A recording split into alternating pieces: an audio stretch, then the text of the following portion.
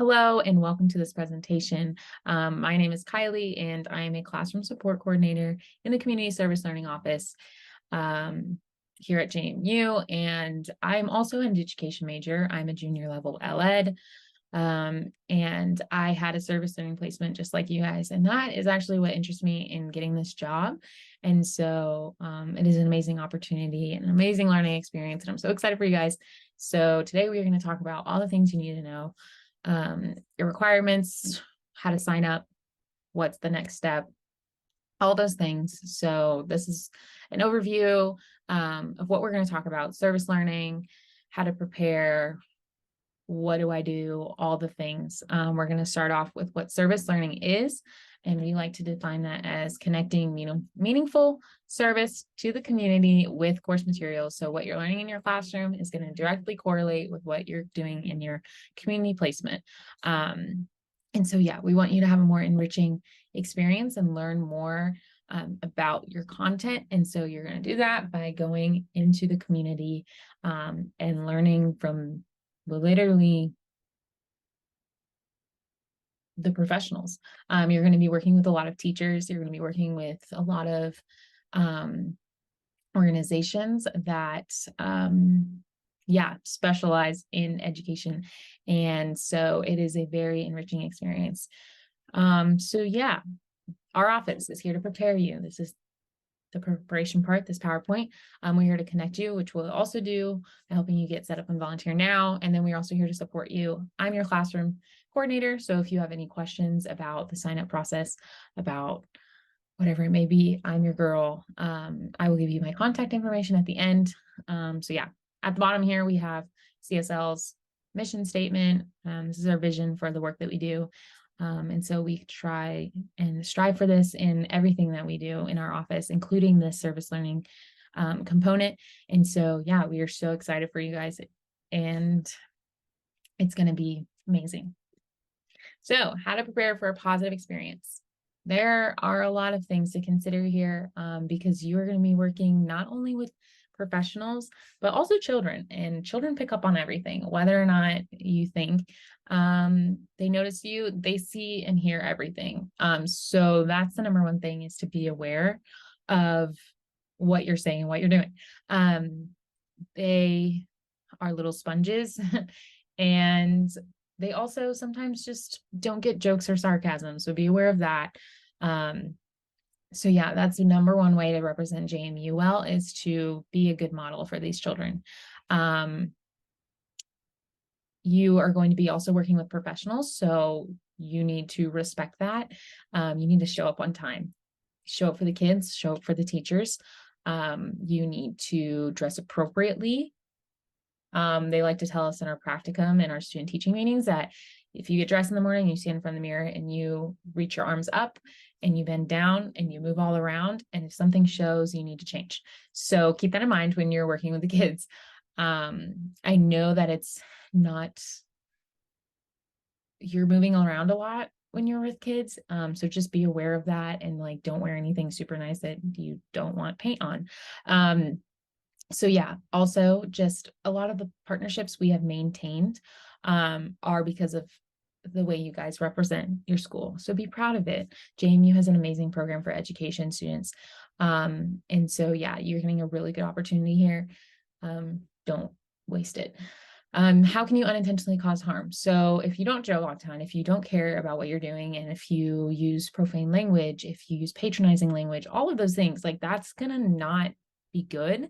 It's not going to create a good experience for you or for your community partner. So just be aware of those things. Everything you do has an effect on those around you, whether or not you realize it. And so if you are showing up and you are excited and you are there because you want to be there, it's going to have a really good ripple effect in your placement. Just be aware of that. Also, a big thing right now, especially working with kids, phones. Don't bring them out. Leave them in your pocket. Don't even leave them in your pocket. Leave wherever you leave your bag or whatever it is. Don't have them out at all. Confidentiality You guys know that's a big thing with kids. When you are sharing in your classroom or with your friends, be aware of the stories that you are sharing, because you're going to hear probably a lot of information about the kids that you're working with. And honestly, none of that information needs to be shared. But if you want to tell a story, or if in class you're talking about a certain situation, you don't need to use the child's name. You don't need to really tell much about the child's personal self. If it's, especially if it's completely irrelevant to the story. So just be aware of that. No photos, videos of the kids. You shouldn't have to record anything while you're there. You shouldn't have to be recording any lesson or anything. So yeah, you really have no need to have your phone out. Also, technology, like it's not it's not like a free 2 hours a week to do homework. You need to be focused and engaged. So yeah, be aware of those things. How to do this well. You guys know, we talk about relationship building all the time in our education classes. So just think about that. Learn the kids' names, learn their interests, get to know them, get to know the professionals you're going to be working with, the teachers, and everything, because that is what's going to make this experience so fulfilling and so enriching for you, is because you actually care and you actually want to be there and you actually want to learn, because this is what you're going to be doing in the future after you graduate. So yeah, it's a learning experience as well. You're learning from the kids, you're learning from the professionals, they're learning from you. It's this whole moving process. And that comes to the mutually beneficial partnerships that we love to talk about here in our office. It's not a one-sided thing. You are not giving it your all and they're not giving anything back, or the other way around, but like you guys are sharing and building off of one another and bouncing around ideas and all of these things. So yeah, if you don't feel like your placement's like that, talk to someone, talk to your supervisor, talk to your professor, because like they want this to be a good experience for you that you can learn from and grow from. And so if you're not like feeling like that's happening, like definitely talk to someone. Practice reflection. Reflection is so important. We don't want you to go into your service placement and be like, oh my gosh, that was so fun. Cool, whatever. Especially as teachers, like you want to know like what went well, what do I need to work on? Like what else could I have done? What else? Um, all these things. And so you're going to be practicing reflection a lot in your class, but also like on your own, you can also just think about like, how is this experience going to shape me as a future educator? And when I have my own classroom, like feel free to like brainstorm ideas and, with the teacher you're going to be working with or whatever it may be, like this is an experience for you to learn and grow. And don't be afraid to ask questions. Like, please don't do anything that you are unsure of without asking, because that would just be a disaster. So yeah, feel free to ask questions. People are probably still wondering the same thing as well. And we want you to be sure of yourself when going into this experience. And we want to make sure that you have the resources that you need in order to succeed. And so, yeah, ask the questions. It's okay. They're necessary. Yeah, when going into this, consider the partner's perspective and investment. I talked about this a little bit. They're investing their resources. Like these teachers are taking time out of their planning probably to help you get an experience in their classroom. So yeah, just be aware like how much is going into this, and it's a lot. It can be a lot. Also challenging your personal biases, assumptions, and misconceptions. You have them. You may not realize it. You guys are probably also taking ELED 310. You're going to talk a lot about that in that class. And yeah, so definitely when you go into your placement, like don't shove down those thoughts and like really look at them and reflect on them and be like, okay, what is this? What's going on? Why am I thinking this way? Grow from this experience. All right, COVID, still a thing. You should be good on vaccination and mask requirements. We don't have any virtual options, so you will have to be in person, but I don't think anyone's requiring anything at this moment.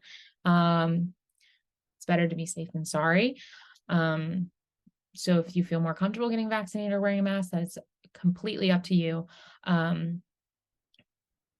let your supervisor know if you are feeling sick, please do not come in. I know we have this mentality, especially in college, like, oh, if I like don't feel that bad, like I can make it, I don't want to miss anything. But like in this situation, please miss it. We don't want to spread it around. And it's better to keep the kids safe and keep the teachers safe. So yeah, feeling sick, don't come in. It's okay. You can make up the hours. Related health services. This may be a thing you may feel more comfortable with getting a flu vaccine or anything else like that.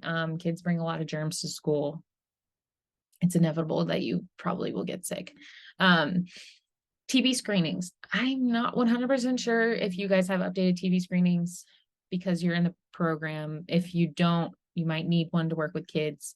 So just be aware of that. UHC on campus has a lot of these resources, but if they're overbooked, you can also go to local pharmacies. So possible opportunities, defer to your professor for the specific ones for your class. But most of you will be working with teachers in classrooms from kindergarten through 5th grade, or you're going to be working with the YCP, which is an on-campus preschool. So that would be a great option if you don't have a car. But the other ones, you probably have to carpool together. I'm not exactly sure about the bus routes. So just be aware of that when picking an opportunity. A lot of these are going to be like classroom assistant roles or tutoring programs. So yeah, just be aware of that. You're going to be helping with anything your teacher may need help with, doing activities with the kids, whatever that may be. So yeah, this is a big one that I want to talk about. There are kind of 3 realms of issues, concerns, questions that you will have. And these are the people that you need to contact. I would love to help you, but I cannot always help you with what you need. And so more than likely, if you come to me with all your questions, I'm going to defer you to other people. So starting with your professor, anything academic related. So alternative assignments, whatever reflection assignments you may have. If you feel like you're not getting anything out of your experience, you can talk with your professor and be like, I don't know what's going on. Like, what else can I do? Your supervisor, anything on site, like if you're having problems with the people you're working with, if there's, if there's something wrong, something up with the kids, like talk to your supervisor with that. Any other conflicts, transportation, talk to your supervisor and see if you can work it out with them. That also involves scheduling. Most of you will have like certain times that you're going to go in. But if there's more leeway with that, then yes, talk to your supervisor about schedules and times. For me, you can come to me with like, if you need help with signups on Volunteer Now, if your community partner's not answering your emails, if you missed any deadlines, like I'm here to help with the technical side of things. But yeah, feel free to come to me if you just don't even know where to go, and I can help problem solve with you. So Volunteer Now is our platform, and I'm going to show you guys how to sign up. But am I meeting course requirements? 15 to 20 hours you guys will be doing. So that averages out to about 2 hours a week. Will this experience challenge me? So a lot of these will have different grade levels. And so if you're used to working with like pre-K, kindergarten, then I would like recommend trying to go to an older grade, an upper and elementary grade, to get more experience and everything like that. Does my availability match? Don't sign up for something that you like don't have time for. Be aware of your schedule and what you're signing up for, because we do not want to confuse our community partner and be like, sorry, I actually can't come anymore. And then yeah, transportation is a big one. You can carpool, but yeah, make sure you can access the space. So this is where you're going to create an account and add your user group. So depending on which professor you have, you're going to enter that into your browser. And then it's going to bring you to a sign-in page, and I'll show you what to do next. I'm going to go kind of quickly through this part, but the PowerPoint will be accessible to you guys afterwards, outside of this video. So you guys can always go back and look if you miss this link. But yeah, enter the link that applies to your class. You're going to come to this screen, and I would hit log in. When you hit login or sign up, either one should be fine. It's going to bring you to this screen where it says students, faculty, staff. That's your button. Do not start typing in another account that's going to make you an account like as if you're not at JMU. And we don't need all that confusion. So click on the one that says students login because you are a student. So once you log in, you're going to go up to the top right and it's going to show your user group, or it's going to show your profile, your initials. And then you're going to click my user groups. And once you click that, you're going to click view opportunities. And it's going to bring you to all of your approved opportunities for your class. These ones have been checked and approved. Please don't go outside of those. You're going to have tons of options. If there's some reason none of those work, then we can figure something else out. But as far as I know, there should be more than enough for you guys. Once you find one that you like and you want to do and you have the time for, you're going to hit respond. Only respond to one because you're not signing up for 4 million opportunities. You're signing up for one and you're committing to one. When you hit that respond button, that's signing up. That's not, oh, I'm kind of like this one. I'm interested. I'll come back to it. No, that's like, I'm going to do this one. So be aware of that when you're signing up. So yeah, February 3rd is the deadline. I know that's only like a week, but once that deadline passes, you're gonna have to come into our office, more than likely. Yes, I'm so sorry, to sign up with my supervisor. She's very sweet, but it's just really inconvenient having to come all the way to our office to do all this. So please be very, very, very, very, very on top of this and sign up quickly, because spots are going to go away and then you won't have something that works with your schedule. So yeah, sooner than later. This is our, I completely lost the word. Our form, basically what you need to do in order to, I'm like completely losing it. It's like why am I forgetting? Okay. Anyways, you guys know what I'm talking about. Read over this, sign it. You're good. After you respond, we're going to give we told our community partners 3 business days. So 72 hours business days. So if you sign up on Friday, today, then you have to wait until probably like Tuesday, to get a response. Okay. So yeah, if they don't respond within 3 business days, then you let me know and we'll see what's up. Don't email your community partner again. Come to me, and we will figure something out. But yeah, you might have background checks, random confidentiality agreements, all those things to do as well, and like orientations. So yeah, be aware of that. So yeah, this is my information. You can email me.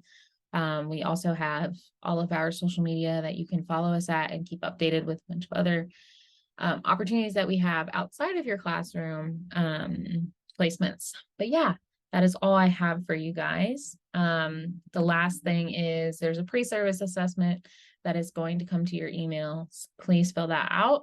If you didn't get that email, let me know and I can help you guys with that. It's an anonymous quick survey just to kind of see where you're at right now. And then you're going to take another one at the end